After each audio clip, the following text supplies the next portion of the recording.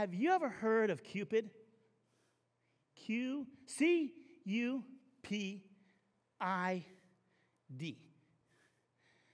As a young boy, I lived in Greenwich Village with my mother in a hippie loft. There I met my best friend, Christopher. One day, one of our loft mates ran in and said to Christopher's my mother, "Hey, Valerie, hey, Barbara, we're going to a little concert in upstate New York." Without hesitations, our moms grabbed a few things we had and ran out the door.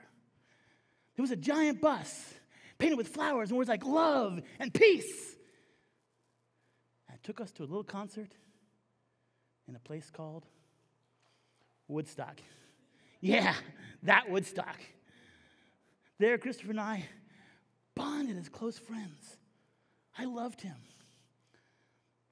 Woodstock was magic. Every time you turn around, something groovy was going on. I was even 4 years old, but I remember it like it was yesterday. Christopher used to always walk up to people and ask them to have a beautiful day and hand them flowers and herbs.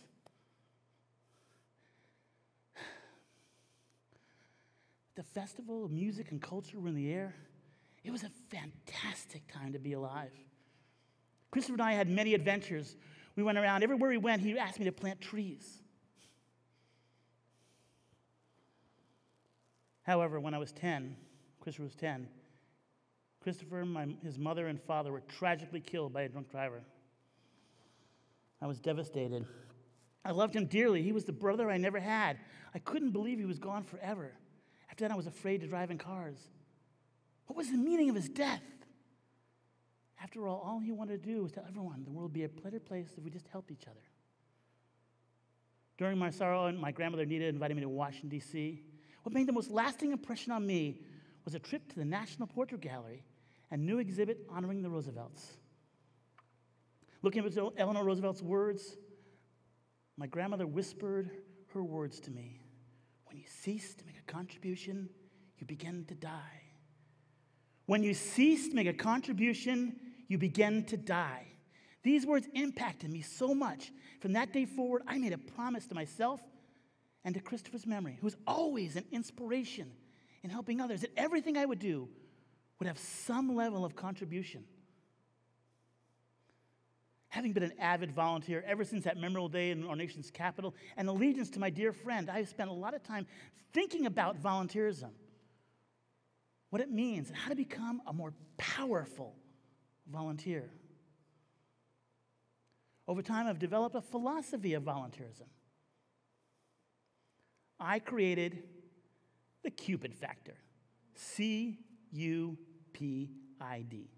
Those who volunteer successfully have a natural internal ability or can develop a comprehensive set of skills. And these are essential skills that all volunteers need to develop, especially if you're a leader. Volunteers need to acquire the compassion, the understanding, the patience, the identification, and dedication. Now, no one's born a Cupid. All volunteers who stick with it eventually earn their wings and quivers and spread joy to all living things, becoming true angels of love. To further explore the Cupid, let's start with compassion. The core skill of compassion is learned by caring for people like yourself, and is synonymous with the act of doing.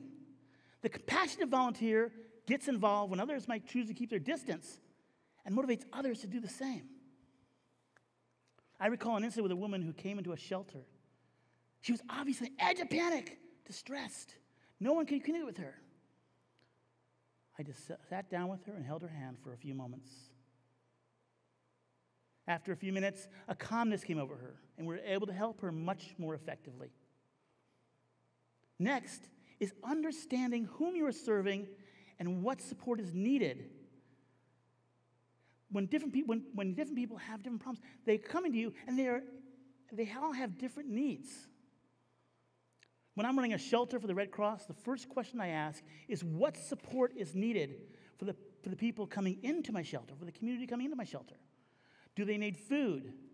What food do they eat? Do they need clothing? Do they have service animals? So now you've developed your compassion and your understanding. You need to seek patience for those you serve because something has disrupted their lives. A volunteer is to hear them out and let them feel they're in a safe and supportive environment. Listening instead of talking will help you show more patience to the people you serve. In whatever organization a volunteer works, others like nonprofits and privately owned businesses will also be involved. Many of these entities have their own agendas and policies to follow. This makes the volunteers' efforts much more challenging. This is where the volunteer's patience skill will be vital, and it's essential that all volunteers or leaders need to develop. Identifying with the people and the organizations and fellow volunteers is essential for helping more effectively. The best practice here is to empathize with their situation, to finding a more meaningful way to achieve their goals.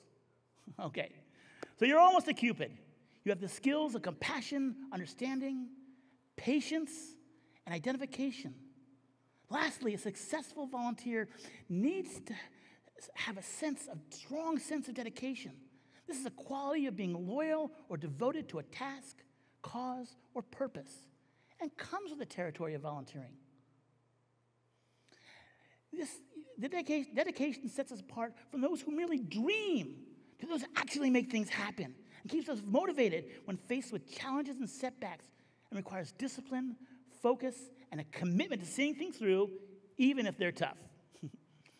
Eleanor Roosevelt's words to me, when you cease to make a contribution, you begin to die, emphasizes the importance of a contribution and emphasizes the purpose of making more meaningful contributions in life. Making a contribution not only enrich your life, but will make a positive impact on those around you.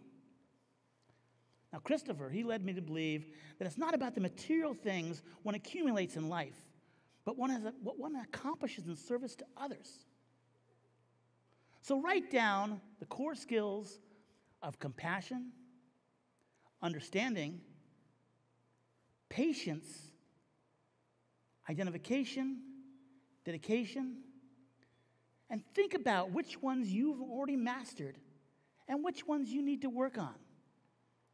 Write them down and put the comments down below, because this will be on YouTube, so you can put the comments down below. And by the way, you can like this video too.